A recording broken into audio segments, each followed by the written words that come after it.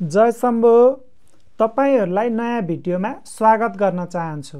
आजको यो भिडियोबाट हामी ज्योतिष सिक्नको लागि भृगु संहिता भन्ने किताबको नेपाली अनुवादको व्याख्या गर्नेछौँ।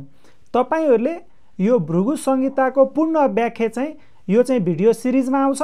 यसको सबै पार्ट हेर्नुभयो भने तपाईहरुले जन्म कुण्डली हेरेर पूर्ण रूपमा त्यसको फलादेश गर्न सक्नुहुनेछ।